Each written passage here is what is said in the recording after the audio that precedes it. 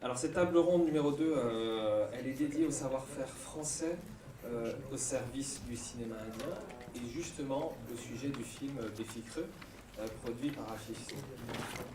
Donc la présentation des intervenants, nous avons donc Mélanie Chebans, qui est responsable de la relation production et l'expertise du crédit d'impôt international chez Film France. Alors rappelons que l'organisme réunissant en tout cas le réseau des bureaux d'accueil de projets en région a la mission de promouvoir le tournage, l'animation, les VFX et la post-production sur le territoire français. Ashissen, nous l'avons présenté en première table ronde, mais je vous le représente pour les nouveaux venus. Donc vous êtes producteur indien à la tête du département en production de Yash Raj Film, l'un des plus grands studios de cinéma de Bombay. Vous avez participé à plus de 40 longs métrages en l'espace de 10 ans, dont les tournages ont lieu dans plus de 35 pays différents. Anne Sebel, bonjour. Vous êtes chef décoratrice, vous avez réalisé les décors de Béficré. Et vous avez également été aux côtés de grands noms américains comme Steven Spielberg, Sofia Coppola ou encore Woody Allen, pour lequel vous avez été nominé aux Oscars pour les décors de Midnight in Paris. Et vous avez également participé à Road Movie du réalisateur indien Dev Benagal en 2009. Antonin Depardieu, qui est à ma gauche et donc certainement à votre droite. Vous êtes producteur exécutif de Béficreux. Vous avez aussi été repéreur sur de nombreux films et séries américaines à gros budget et tourné notamment à Paris. Donc, et vous avez aussi collaboré de nombreuses fois avec Anne Sebel et notamment été sur le repérage des décors pour Clint Eastwood, Tom Hooper, Stephen Frears, Steven Spielberg. Kaname Onoyama, vous êtes le chef opérateur du film Béficreux. Vous avez étudié à l'ESRA. Vous avez participé à de nombreux clips et publicités pour des marques prestigieuses en parallèle de plusieurs courts-métrages remarqués à travers le monde. Vous avez aussi éclairé le documentaire Mr. X le cinéma de Léos Carax en 2014. Et Béficreux était le premier long-métrage de fiction en tant que directeur de photographie. Et Nathalie Yüksel, bonjour Nathalie, qui est styliste pour la presse et collabore pour plusieurs magazines, Vogue, Harper, Bazaar. Avant d'être rédactrice en chef de mode, justement, à Libération Next. Vous comptez parmi vos clients de prestigieuses marques, Fendi, Armani et d'autres encore. Et Béficreux est votre première expérience en tant que styliste sur un long métrage de fiction. Justement, à Shichin, est-ce que vous pouvez nous parler un petit peu de la jeunesse du projet ? En plus, Aditya Chopra revient à la réalisation pour ce film-là, après quelques années où il n'a pas fait justement de réalisation. Voilà. Est-ce que vous pouvez justement cadrer l'ensemble? Hi. So Béficreux is directed by Mr. Aditya Chopra, who's like the Steven Spielberg of India, so to say. In a very humble way, I can say that. And the thing is that he doesn't direct films regularly. His first film was released 21 years back, and the film is still running in a theatre in India. So that one film, which has set a new record, is running in one theatre since 21 years. And no other Indian film or very few films in the world have actually done that. There's only one Chinese film, I believe, that's done it, but that's done it because the theatre belongs to the producer, so he can make it run for 100 more years. So Mr. Aditya Chopra had done 3 films before this, all were blockbusters, all in the traditional Indian way of filmmaking with Indian stories, Indian emotions. He thought that he needs to break that as an individual because his films were slightly, so to say, old school, but they were all blockbusters, so we are not complaining. He wanted to make a very young, vibrant, colorful film. And that's when he conceived Béficreux as a writer, I think. Donc M. Chopra, il peut dire en toute humilité, comme un Spielberg indien, qui ne fait pas en revanche de films de façon régulière. Son premier long métrage date d'il y a 21 ans. Ce film-ci est donc son 4e. Et ce premier film qu'il a fait il y a 21 ans, a toujours été montré en salle depuis ces 21 ans. Il continue d'être montré, d'être distribué dans une salle en Inde, ce qui est presque un record mondial parce qu'il y a un film en Chine qui est montré depuis aussi longtemps, sauf que ce film-là en Chine le producteur et distributeur est propriétaire du cinéma, donc il se le montre lui-même. Parce que l'autre, ce n'est pas le cas. Et donc, sinon, il a fait, avant donc, ce film, il a fait 3 films avant, comme réalisateur, qui tous les 3 sont des blockbusters, des énormes succès, mais tous les 3 sont des films extrêmement traditionnels, des films bollywoodiens, vraiment dans le cadre des émotions indiennes, de la rhétorique indienne. Et pour ce film-là, en tant qu'auteur, déjà, il s'était donné la gageure de faire un film jeune, plein d'énergie, et qui casse les codes du film de Bollywood. So he started basically keeping in mind that he wants to make a very young, cutting-edge, youthful film, and immediately the only city he could think of is Paris. He couldn't think of any other film right from day one when he conceived the film. And he wrote the film based on whatever knowledge he had about Paris. He came here once while he was writing to figure out every nook and corner of Paris, to figure out where he should be shooting the film, where he should be setting a particular scene, what are the things about the culture in France that he doesn't know about, or some other things that he would have helped him in writing the film. And that is how he wrote Befikre. Once we got into pre-production, the big decision was, yes, obviously, do we still want to shoot it in Paris due to cost issues or any of the other reasons, you know. But he was very clear that he wants to shoot in Paris. And that's when we started engaging with the line producers, Antona and his team, Raphael and everybody. And Mr. Chopra was very clear that for this film, he wanted to hire technicians from France. You know, because that's rare for Indian films. Normally when we go and shoot our films abroad also, we take the crew from India and only the line production is handled by the local people. But in this case, he wanted people who had a lot of expertise and who were French in their thinking. And that is when we, you know, kind of signed up with this beautiful team that is sitting over here, each one better than the other, each one with their own set of experiences. And I mean, we were really amazed by the kind of work they put in and the kind of expertise they got into the film. And I mean, we were really happy with the film, the way it turned out, and we made so many more friends after working with them. Donc, Monsieur Chopra voulait un film jeune et vraiment à la pointe, vraiment en avance.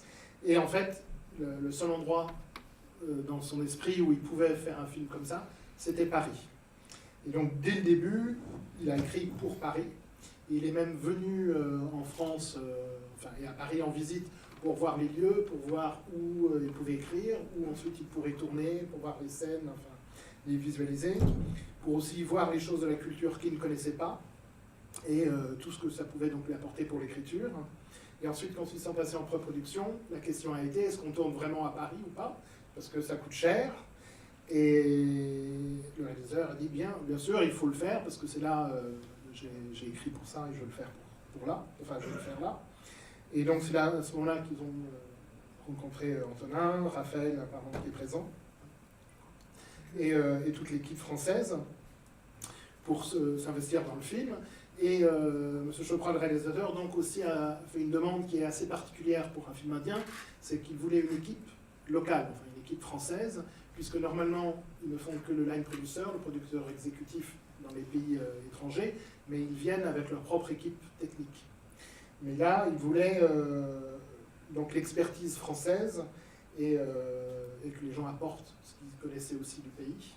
Et donc, ils ont été très contents, à la fois pour rencontrer une équipe qui soit top, et aussi extrêmement sympathique, avec les gens qui sont ici, qui ont apporté beaucoup, y compris de l'amitié. Also, we'd like to thank everybody from the government agencies in France related to films. Melanie is here, she and her team, people back in India, Ile-de-France in India, all of them really went out of the way to support us during the making of this film.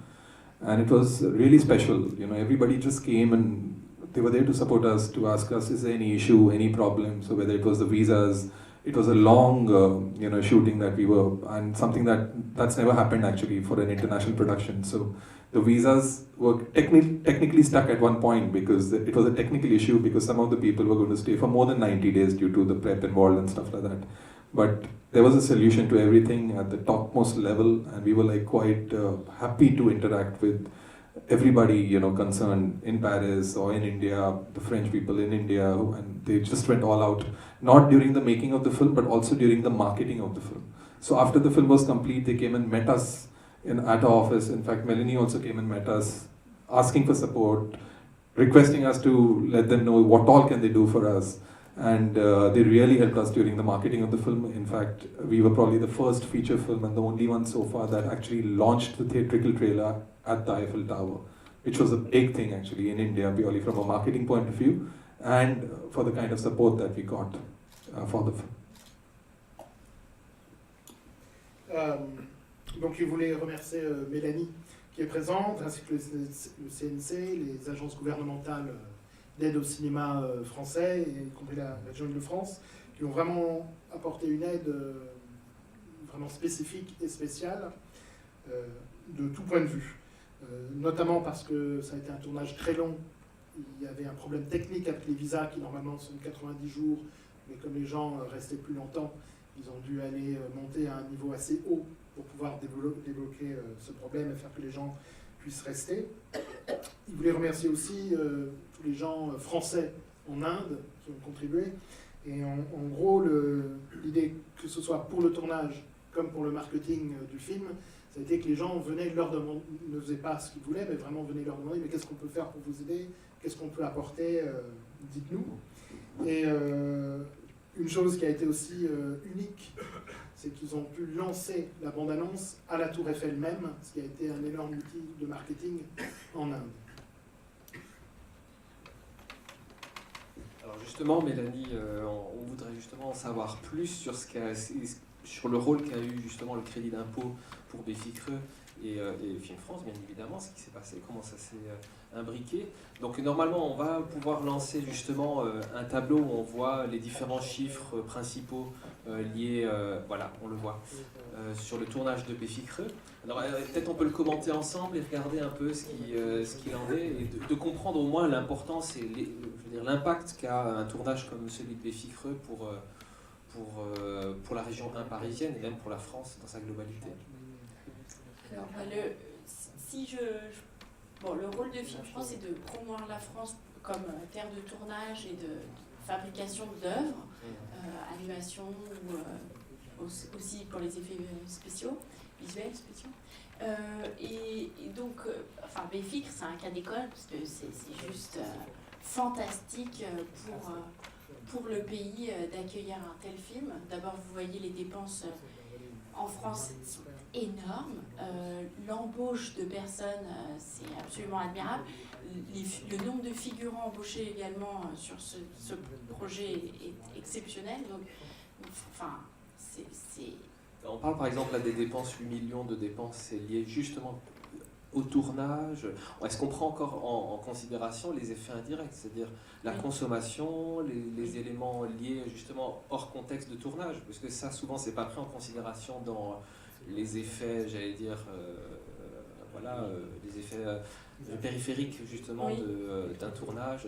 Alors ça c'est les dépenses France totales, mais je pense qu'il y a plein d'autres petites dépenses générées grâce au fait qu'il y ait tant de personnes embauchées sur le projet, tant de figurants embauchés, etc., qui gagnent de l'argent sur ce projet. 8 millions, c'est pas seulement les dépenses éligibles au crédit d'impôt international, ce sont les dépenses totales, enfin à ma connaissance, c'est une estimation.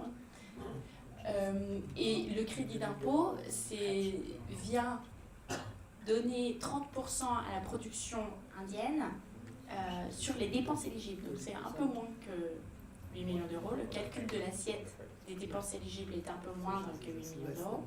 Et la production va pouvoir obtenir très bientôt, nous l'espérons, 30% de ce qui a été dépensé sur le territoire.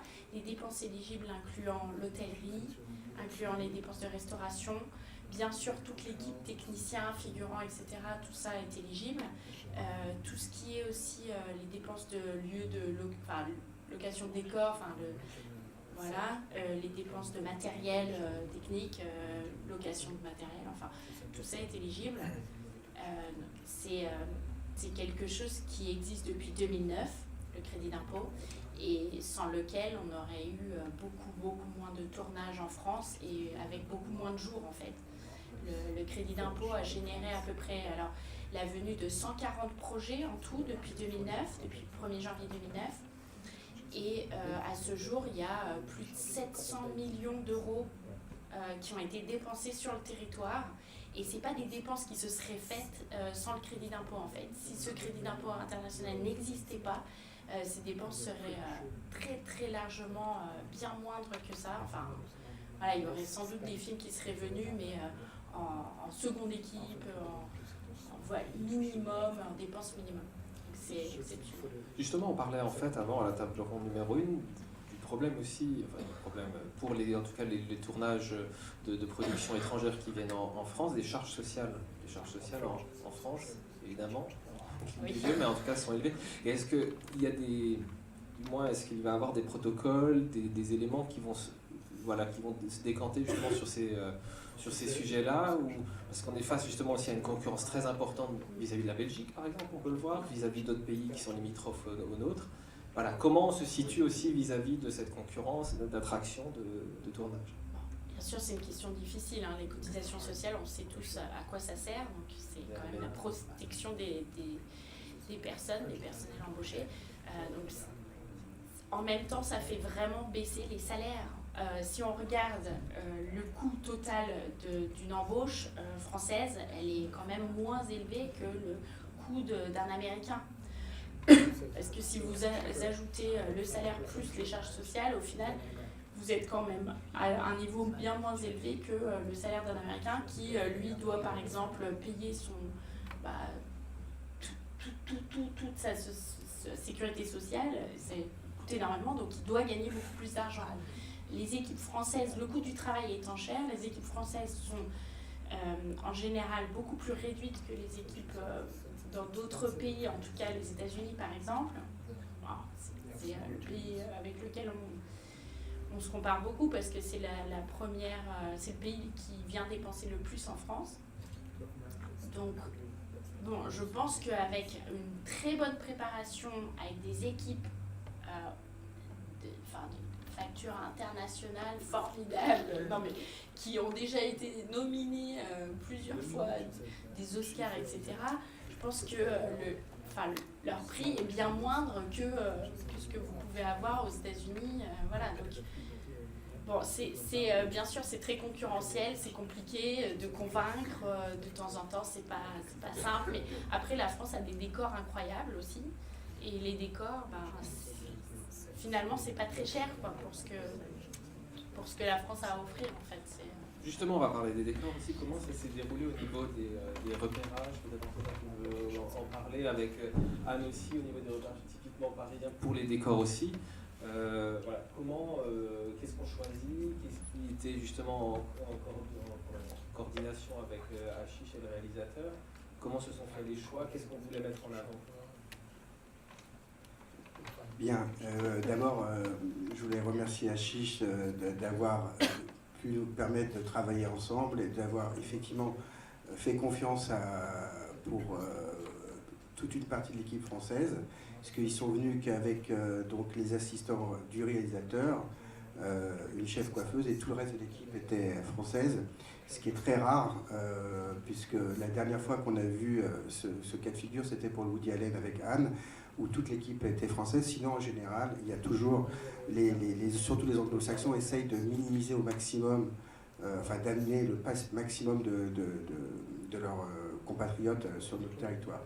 Alors, comment ça s'est passé avec Aditya? Évidemment, ils voulaient, vous avez vu sur cette page, il y a 55 jours de tournage, donc ça fait beaucoup, c'est beau, c'est énorme.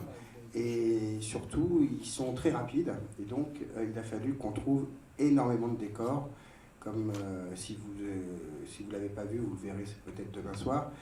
Il y a, je crois il n'y a pas un endroit dans Paris où on n'a pas tourné. Hein. Pour vous donner un ordre d'idée, je vois les magnifiques images que Kanami a faites sur le toit de l'Opéra. On a fait ça en 4 heures, et donc ça vous donne un petit peu l'idée de la rentabilité par heure de tournage sur des décors et ce qu'on voit à l'image.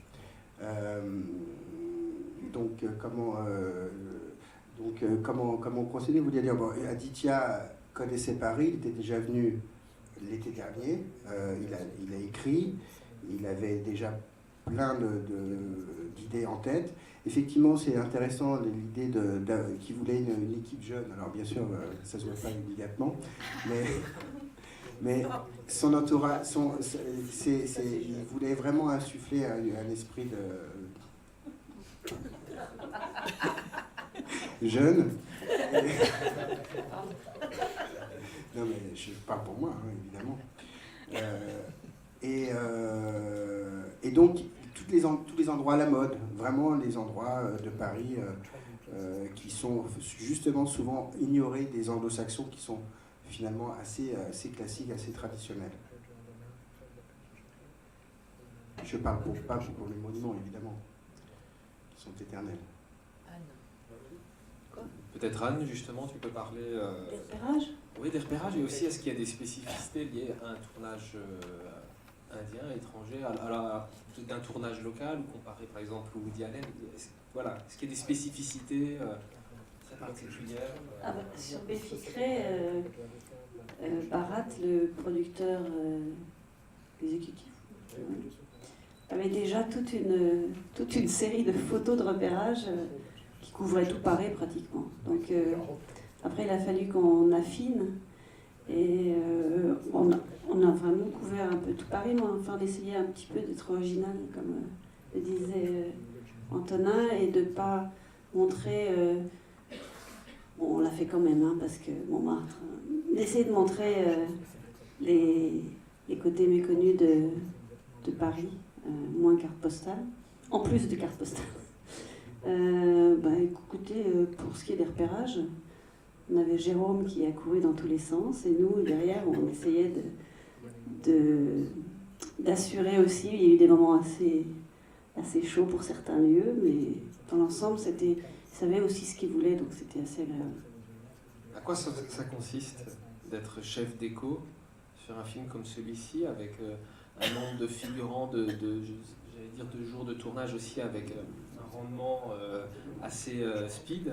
Voilà. Comment s'est passé le travail, quelle était l'ambiance, L'ambiance a été bonne. Non, je ne peux pas faire le film toute seule, donc il y a une énorme équipe derrière de gens qui travaillent avec moi, et on en parlera demain soir plus, mais en fait, beaucoup de jours de tournage quand même, et il y avait beaucoup de décors, donc je ne sais pas, on en a entre 80 et 100 décors, hein, c'est à peu près ça, Emma. Et il a fallu anticiper, être bien organisé, c'est ce qu'on a essayé de faire.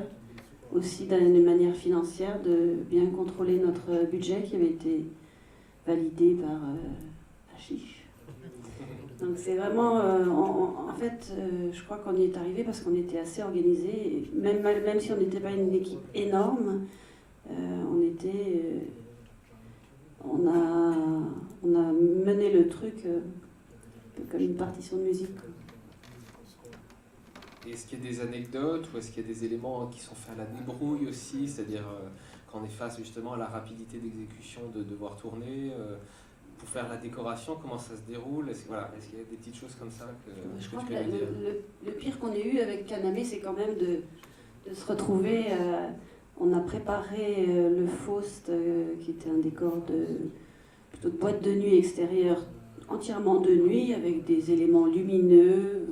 On avait bien travaillé notre truc, et en fait, on s'est aperçu en allant sur place qu'on ne pouvait pas tourner de nuit, puisque ça faisait trop de bruit, que les décibels de la musique étaient trop élevés pour le voisinage. Donc en catastrophe, on a fait un décor boîte de nuit de jour avec Kaname.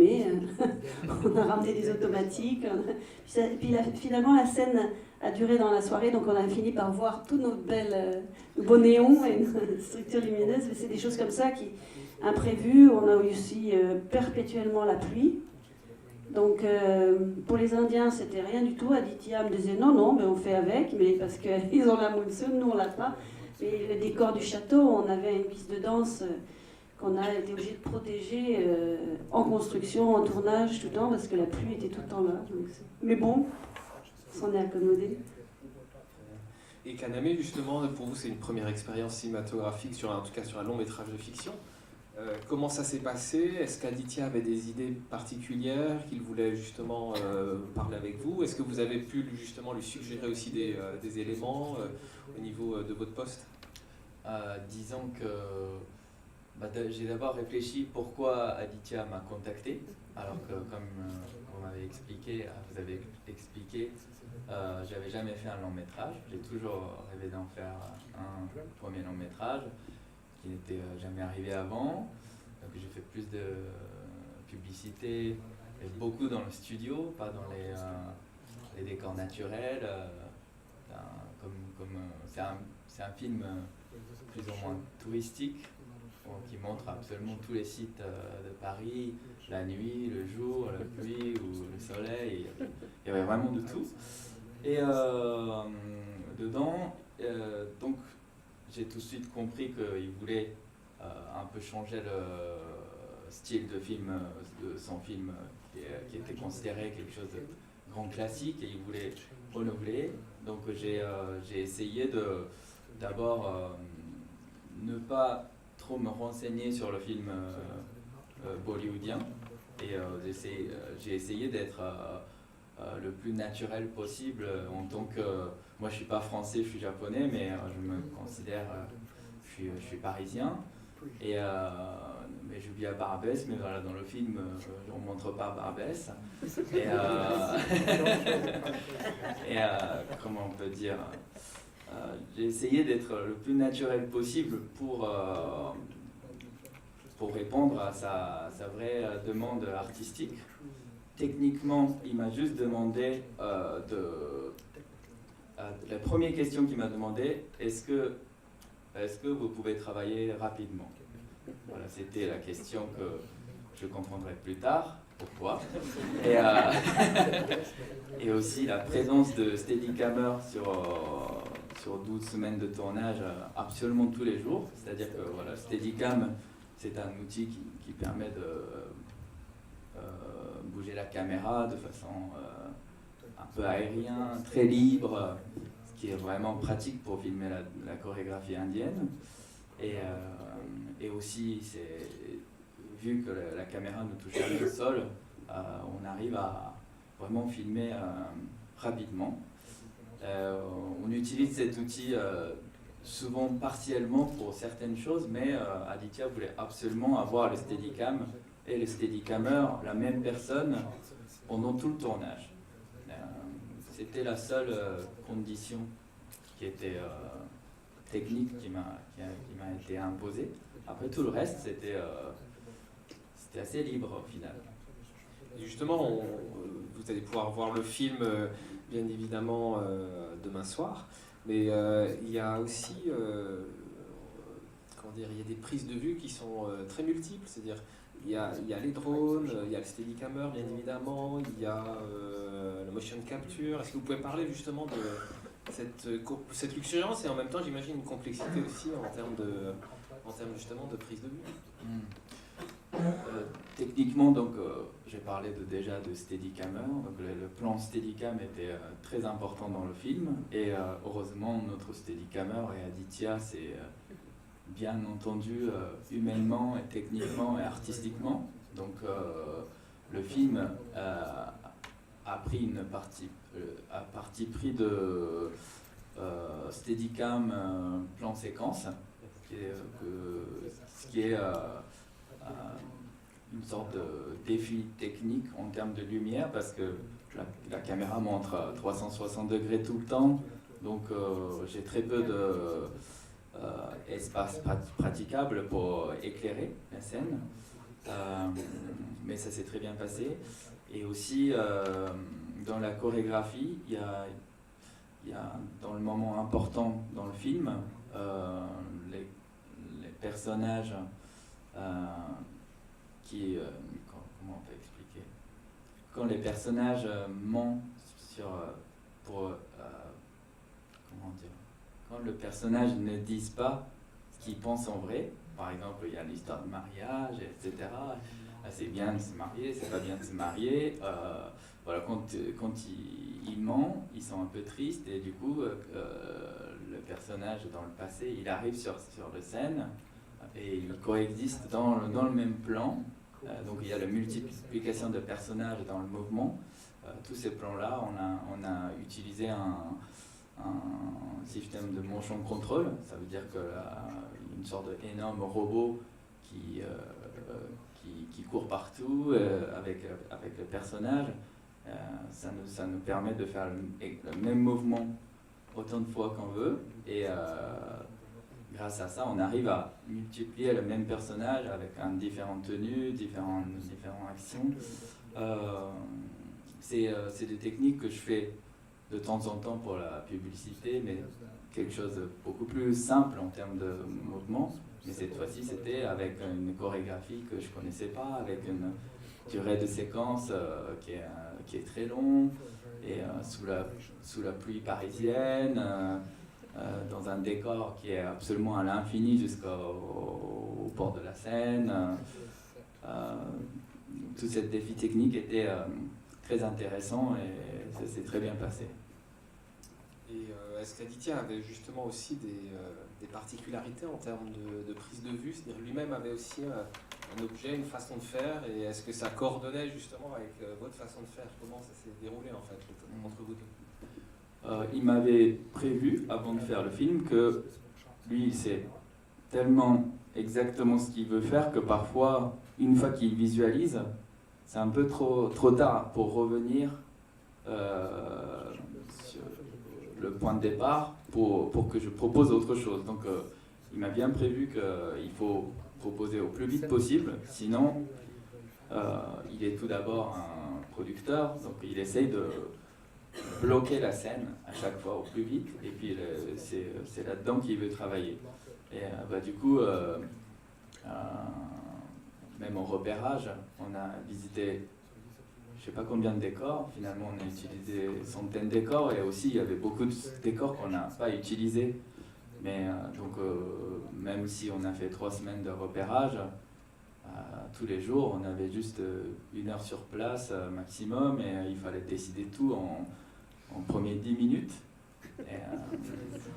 Mais moi j'ai trouvé vraiment incroyable de la qualité de, comment dire, en tant que technicien, j'étais vraiment impressionné par Aditya, le réalisateur, par rapport à ça, parce que moi j'ai toujours besoin d'arriver sur un décor et de me balader, d'imaginer, de toucher. Il a besoin de rien du tout, il arrive et il voit, et hop, on met la première caméra là, on fait un insert comme ça, on fait comme ça, et voilà, c'est tout. Qu'est-ce que tu penses, Kaname? Et j'étais encore en train de toucher le bois. Donc c'était... mais en même temps, il m'a toujours posé des questions. Qu'est-ce qu'il faut faire pour que ce soit le plus intéressant? Est-ce qu'il faut tourner la nuit? Est-ce qu'il faut tourner le jour? Comment ça se passe à Paris? Comment toi t'imagines la scène? Donc il m'a quand même posé des questions, mais c'est toujours cette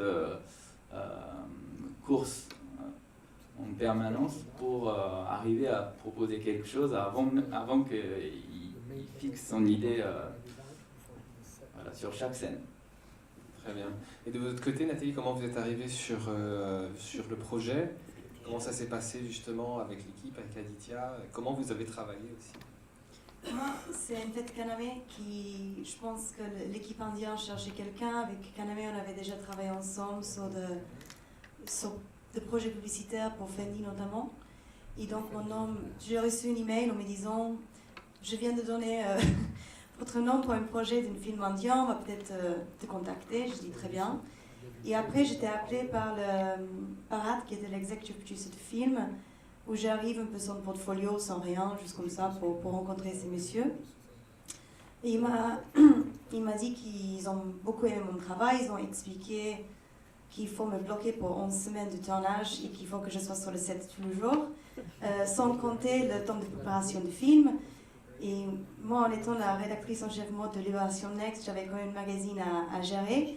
Donc j'ai tout de suite dit non, c'est pas possible, je serai pas, voilà, je peux pas donner autant de temps. Qui m'a dit ok, on va réfléchir. Donc je pars du rendez-vous Et 4 minutes plus tard, Bharat me rappelle pour me dire vous êtes encore dans la rue, est-ce que vous pouvez revenir de suite? Aditya veut vous rencontrer. Ok. Donc je reviens, je rencontre Aditya qui me donne un peu le même discours que Bharat m'avait donné, où je lui réponds la même chose, je ne suis pas disponible pour une semaine. Et là, il me dit qu'on va s'arranger, qu'on va trouver une solution. Moi, j'étais encore un peu hésitante parce qu'on n'ayant jamais fait un film de long métrage. Bharat a été par la suite assez insistante et je le remercie infiniment parce que je pense que cette insistante à m'expliquer qui est Aditya. Moi, en ayant très peu de connaissances de films de Bollywood, je ne connaissais pas Aditya Chopra. Aujourd'hui, je sais très bien qui c'est.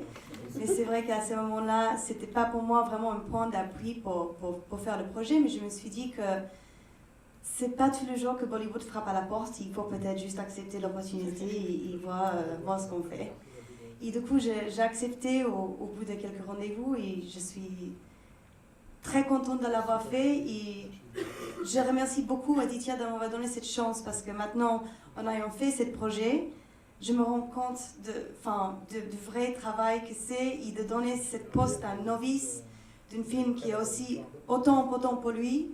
Je suis vraiment très reconnaissante. Donc voilà, c'est un peu comme ça que j'ai arrivé sur le projet.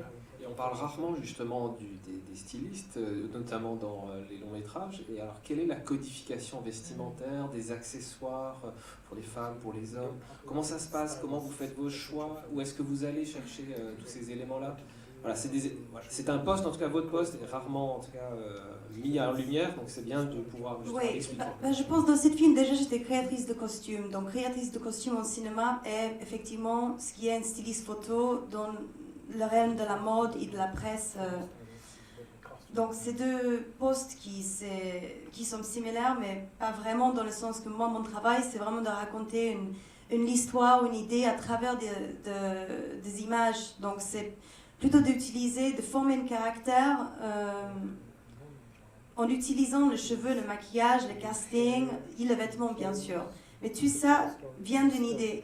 Donc, Befikri, ce qui était fabuleux pour moi, ça m'a vraiment permis de travailler sur des caractères en profondeur.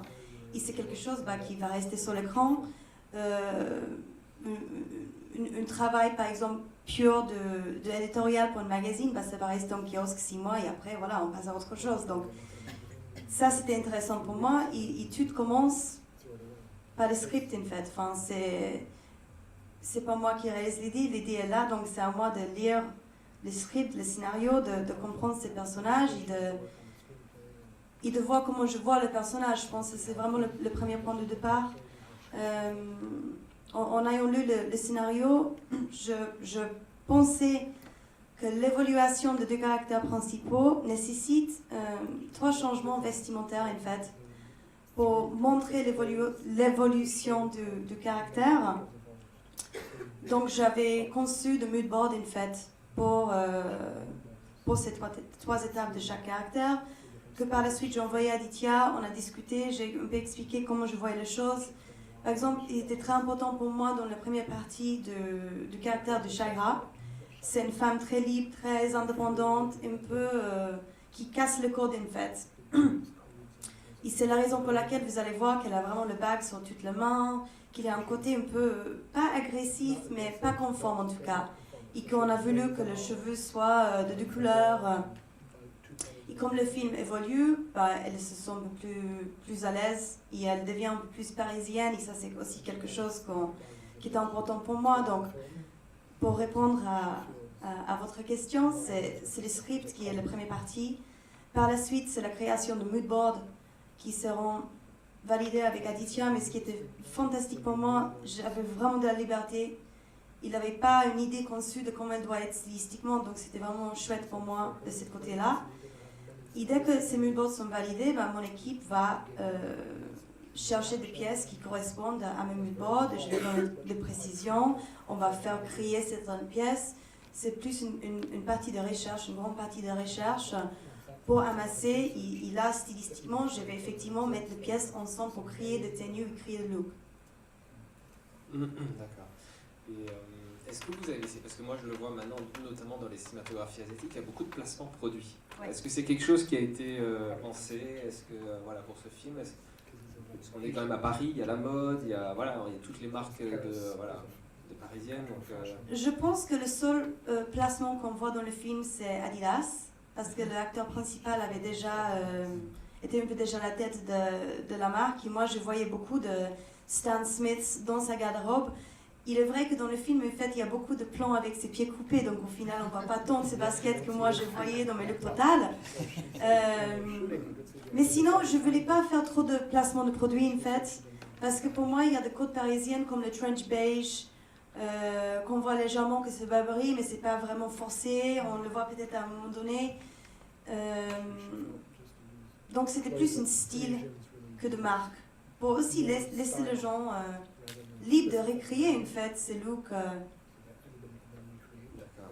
Merci en tout cas pour ce témoignage. Antonin, vous avez des anecdotes vous avez des anecdotes justement sur la logistique, sur l'ensemble du tournage, comment justement est-ce qu'on gère ça différemment d'autres projets, et l'ampleur de Béficreux, qu'est-ce que ça a été justement pour vous à votre poste? Écoutez, donc notre travail en tant que production de service, évidemment, c'est de s'adapter aux productions étrangères qui viennent et aussi de leur dire, de leur expliquer quelles sont les règles. Et notamment, Anne vient de parler c'est marrant, cette première scène de la boîte de nuit qui s'est transformée en jour. C'est un bon exemple puisque c'était les premiers jours de tournage, les 4 premiers jours. Et voilà, les Indiens ne peuvent pas faire des sets de danse avec musique sans musique et avec un niveau élevé. Et ça, comme on était tous on n'avait jamais fait de film, à part Anne, mais à Paris, on n'avait jamais fait des scènes de danse avec un niveau sonore qu'on ne pouvait pas baisser. Et c'est pour ça qu'on a eu ce problème de boîte de nuit, enfin de scène de danse, et qu'on a dû retravailler. À l'arrivée de l'avion, donc Aditya est arrivé, et on a dû lui dire, voilà, la scène de nuit, on va la faire 2 jours. Et donc, ça c'était le premier choc un peu culturel. Et j'en profite pour dire que, justement, ce qui est très agréable avec l'équipe indienne, avec Aditya, avec Ashish, etc., c'est qu'ils ont toujours su rester très positifs. Ils ont jamais, je sais pas, 55 jours de tournage, on dit que ces 5 premiers jours, il ne peut pas les faire comme c'était prévu, il ne s'est pas énervé, il a réfléchi, il a dit bon, on va faire ça autrement, ça sera la fin de journée et le début de la soirée, et puis bon, finalement, si on ne vous avait pas raconté cette histoire, ça passe très bien. Qu'est-ce qu'il y a d'autre comme anecdote, à part le niveau sonore? Sans doute beaucoup. Les arbres. Tiens, les arbres du château. Ah oui, mais ça, non, c'est bien. Oui, Il y a un micro qui arrive. Non, mais c'est quand même pas un détail. Quand on a repéré le château dans lequel se passe le mariage, les arbres avaient des feuilles. Et le propriétaire du château n'a rien trouvé de mieux que de délaguer tous les arbres. Donc quand on est revenu la fois d'après, on avait des trous. Et on s'est demandé s'il y aurait des feuilles le jour du tournage. Donc c'était pour accrocher nos lampes. C'était quand même pour nous un gros souci. oui, comme il avait beaucoup plu, ça poussait juste à temps. Oui, on a eu quand même, vous vous souvenez de ce printemps pourri qu'on a eu. On a eu des décors sous l'eau, on a eu un arbre qui est tombé au parc des Buches-Chaumont. Donc on a eu beaucoup de soucis. Non, c'était au parc Monceau. Non, il y a aussi le parc Monceau, l'arbre qui est tombé. Non, les enfants qui ont été foudroyés, voilà. Et au bout de Chaumont. Et au but de Chaumont, on a été les seuls à pouvoir accéder au but de Chaumont. Il était fermé parce qu'il y avait des glissements de terrain. Qu'est-ce qu'on a eu encore? Oui, un décor sous l'eau, des crues de la Seine. La Tour Eiffel. Oui, les arbres, effectivement, coupés. Je pense que... La Tour Eiffel aussi, quand on a repéré, on n'avait rien sur l'endroit où on voulait tourner. Quand on est revenu, il y avait un manège, il y avait c'était quoi? Ouais, oui, c'est vrai. Qu'on a transformé nos idées. Bon, ça, normalement, Et ça, enfin, c'est ça des arrive trucs toujours qui- sur un film, il y a toujours des Ouais, choses qui comme- arrivent. Bon, bah là, comme il y a 50 jours, c'était un peu plus que la moyenne.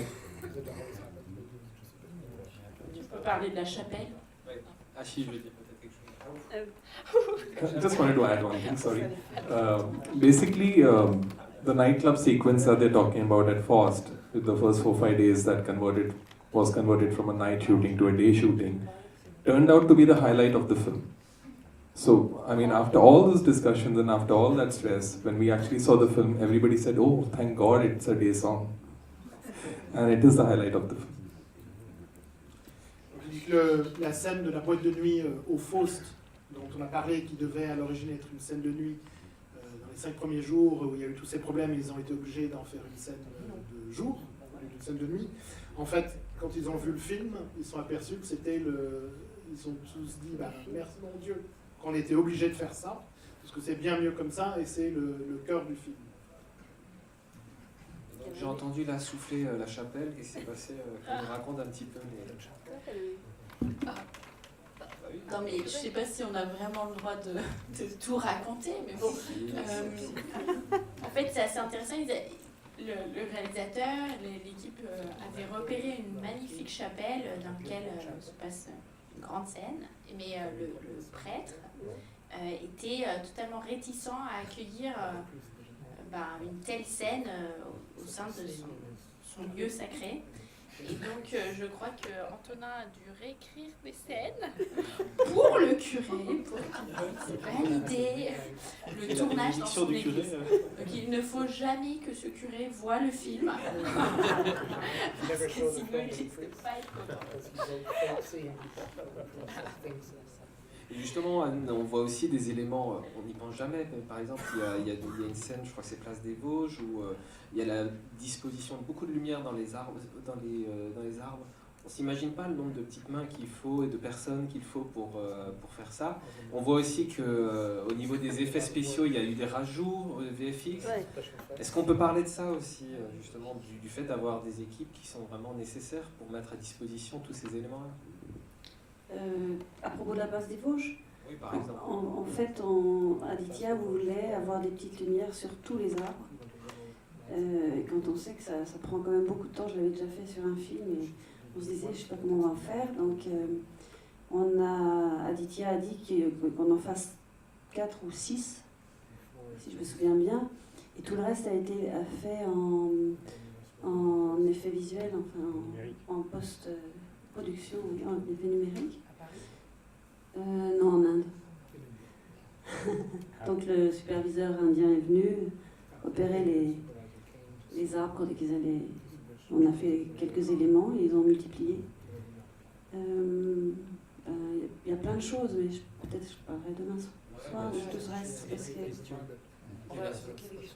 Oui, est-ce qu'il y a peut-être des questions pour boucler la table ronde? Ah, voilà, on a Chical. Oui, c'est peut-être une question qui est un peu longue à répondre, parce que les tournages exceptionnels comme ça, comment on fait, qu'est-ce qu'on garde en archive? Parce que c'est tellement vaste. Quand un chercheur après veut apprendre des choses sur les tournages du passé, etc., est-ce qu'il garde les archives, comment on la traite, sous quelle forme, et tout ça, c'est très intéressant. Par exemple, ce poste auxiliaire qu'on a très peu l'occasion de rencontrer, donc les archives, ça nous intéresse beaucoup. Est-ce que vous archivez? Qui veut répondre? Moi, je peux répondre pour les miennes. Oui, déjà, c'est très important. Les archives, en fait, les décors en général, on les casse. En particulier, on en garde quelques-uns ou on en donne quelques-uns. Sur Marie-Antoinette, la réalisatrice. Vous avez fait des pré-maquettes pour certains décors? Oui.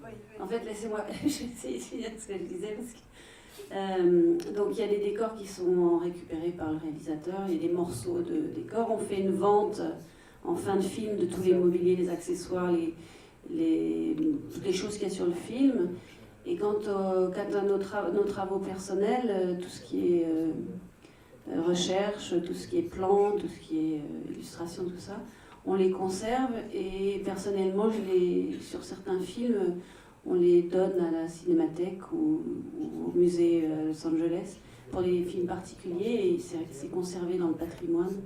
Et après, on a des greniers, voilà. Je ne sais pas ce que fait Kaname, toi, c'est sur la pellicule, mais comment tu fais avec tes costumes? Ce qui est archivé, c'est toute la recherche pour le moodboard, parce que ça, c'est 3 semaines du travail, vraiment. Mais après, au niveau de costumes en soi-même, Yashraj a récupéré tous les costumes et on a fait une vente de choses qui étaient pour la figuration. Parce que comme vous avez pu constater, on avait énormément de figurantes. Pour vous donner une idée de juste les tenues, nombre de tenues principales pour juste les 2 acteurs principaux, sauf erreur de ma part, Shaira a eu 67 tenues et Daram a eu 54, si je ne me trompe pas. Donc ça, c'est juste les 2 acteurs principaux. Mais ensuite de ça, on avait quand même 5 scènes avec beaucoup de figuration qui étaient vraiment très importantes, notamment la fosse dont vous avez déjà entendu parler. 3 scènes de mariage qui étaient très importantes, où il y avait une vraie code de couleur qui était mise volontairement. Donc toutes ces choses-là qui étaient achetées vraiment pour la figuration parce que c'était de briefs assez spécifiques où tout le monde n'a pas, je sais pas, des choses pastel dans leur garde-robe. On a acheté pour la figuration et ces choses-là étaient revendues à la fin du film. Très bien, je vous remercie. Attends, moi j'ai une question. Oui, encore. J'ai un bout de réponse. Voilà, Un bout de réponse. on va- Après, j'aurais 2 petites questions pour... No, I just wanted to briefly add that as a company, we archive all the clothes of the lead actors. So we took all the clothes of the 2 main characters back to India and they're safe. So, I mean, 5 years later, 10 years later, there's a particular costume that is required, we can always, we have it. Donc, en tant que société, enfin, leur maison de production conserve les costumes, enfin, tous les costumes de tous les comédiens principaux des films. Donc là, les 110 et quelques costumes des 2 comédiens, enfin comédiennes principaux, sont à Mumbai. Donc, dans les années à venir, si on a besoin de quelque chose de précis, c'est là. Non, j'ai juste deux petites questions. J'ai une question à Ashish par rapport aux techniciens français, justement. Vous aviez dit que vous souhaitiez avoir une équipe de haut niveau. Et vous avez aussi, et ça c'est pour introduire les tables rondes de cet après-midi, des films français tournés en Inde, vous avez aussi des techniciens indiens extrêmement qualifiés. Alors, quelles sont les différences, je dirais, techniques, artistiques et culturelles? Voilà, ça c'est la première. Like I said earlier, we had a wonderful experience with the French team, and initially there was a dialogue about understanding the way we work and the way people work over here. But once we started shooting, it was seamless because both the sides understood the good and bad, so to say, in our head. Purely from our point of view, it's mainly cost and how to subsidize that and bring it down. Long working hours, how to make it appropriate in terms of the unions, in terms of how many hours we can work in a week, and so that we don't get into overtime and stuff like that. So initially we did spend some time discussing all that between Antona and some of the people sitting over here. But once we had kind of locked it, we never had a problem again. So we never really went overtime big time or there was any issue with any of the technicians. Donc, comme il a dit avant, c'était une expérience vraiment magnifique. Ils ont parlé au début, beaucoup dialogué avec Antona, avec tous les gens présents, de la compréhension, enfin de bien s'entendre entre Français et Indiens. Mais en fait, les discussions là étaient surtout sur le coût. Par exemple, comment faire pour avoir des heures très longues dans la semaine sans que ça influe sur les problèmes syndicaux et les problèmes d'heures supplémentaires, etc. Mais il dit qu'en fait, il y a eu des discussions sur ça, ils ont calé certaines choses, et que dès que le travail a commencé, l'entente était parfaite et qu'il n'y a jamais eu d'accroc. The other thing good about here were the systems. I mean, if I compare it to the Indian technicians, some of them, and Anne, Kaname, and Natalie, all of them had some very systematic way of working. I mean, Indians also have it, but it's an Indian way of doing it. So the way Anne presented a budget, and this is something that I was telling her yesterday also, the way she presented her budget and the way then she kind of, once the film shooting went on, the way she came back to us and said that, this is like a cost report to say that, you all have spent a little extra here for whatever reason after taking permission from the director, or you all have saved money here. Towards the end, we got a full report of each set. So like she mentioned, there were like 80 pieces, small, big, whatever, if you count them. But we have a report to say that you actually spent so much money on the set, on props, on labor, and stuff like that. So that's a template that we were telling her that once we go back to India, we want to share with most of the production designers in India so that they can actually follow it. So that was a good learning for us from Anne. Thank you for that, Anne. What I also want to add is that we actually started with a budget of 8.6 million, and when we sat with Antona, and we actually saved money, which is very rare for such a film of this size, number of days, so many people working, and there were delays due to rain and stuff like that. But the budget was finally 5% lesser than that, which was a huge saving for us. And that could only happen because of the expertise of everybody sitting over here, because each and every department saved money somewhere, which made us save that money. Donc ils disent que les Français avaient avaient tout un système de travail. Les Indiens ont bien sûr un système de travail aussi, mais c'est un système indien. Et donc dans les bonnes choses qu'il y avait ici, c'est par exemple Anne a présenté un budget, bien sûr, qui a été elle a eu l'aval pour cela. Et ensuite, à chaque fois, elle demandait la permission d'aller au-dessus du budget, mais quand il y avait besoin, enfin parfois, mais parfois elle était en dessous du budget pour d'autres choses. Et en fait, pendant le tournage, mais aussi à la fin, tout a été répertorié. Il y avait un rapport pour chaque endroit de tournage, avec qu'est-ce qui avait été dépensé en matériel, en main-d'œuvre, etc. Et donc un rapport pour chaque lieu et pour le global. Et ça, c'est quelque chose qu'ils vont ramener en Inde et utiliser et qu'ils trouvaient extrêmement bien. Et sinon, l'autre chose, c'est qu'à l'origine, ils avaient budgété, enfin au début, quand ils sont venus voir Antona, ils avaient budgété à 8,6 millions. Et qu'en fait, grâce à lui, mais aussi grâce à tout le monde, puisque à peu près tous les postes sont arrivés sous le budget qui avait été alloué au début par poste, ce qui est extrêmement rare quand tu as autant de journées de tournage, autant de gens à faire jouer et autant de problèmes. Ils ont fini en fait à peu près à 5% de moins. Donc ils voulaient remercier chaque poste pour avoir contribué à ça. Also, it's not only about money spent, but it's about time saved. So Kaname kind of ensured that we could meet the day, each day, like he was talking about that only once he started working, he came to know how fast he had to work. And he ensured that it happened. And, there's not a single day when, if I remember the reports, there's not a single day where we really stretched beyond the point or paid any major overtimes or any of that. Or we had to go back to a particular location because we didn't finish work, which is commendable for a film of, this size, and we had big setups, and we were here for a long time, but none of that happened. And Natalie, thank you again for handling all the costumes, and Natalie did a wonderful job of us understanding how, because she obviously didn't have a film background, and an Indian film background is even tougher. So she kind of understood the requirements of extras and what it takes, and what you need to give them and what you don't need to give them. And she did a fantastic job, so thank you everybody. Donc ils disaient, mais ce n'est pas que l'idée de l'argent pur économisé, c'est aussi l'idée du temps économisé, ou en tout cas du temps bien dépensé. Et par exemple, il disait qu'à la photo, il n'avait pas compris totalement ce que ça allait être d'être aussi rapide, mais qu'il s'est parfaitement adapté et que dans ses souvenirs, il n'y a pas eu de dépassement de temps, ni de moment où ils ont dû retourner dans un lieu où ils pensaient avoir fini pour faire des retakes ou finir des choses qui n'avaient pas été achevées. Il dit que ça, c'est assez remarquable aussi pour un film de cette ampleur, y compris tous les problèmes qu'ils ont eus, qu'ils ont réussi à tout faire dans les temps, malgré cela.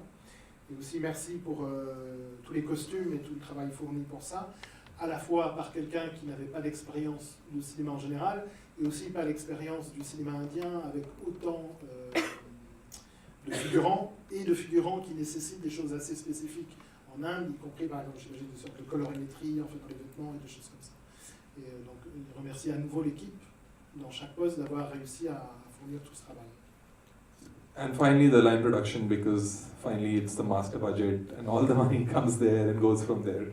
The kind of trust they built in us with all the systems that they have, and, accounting and reporting. I mean, after a point it became like a blind thing. Okay, if you're saying it, we don't need to double check, we don't need to audit.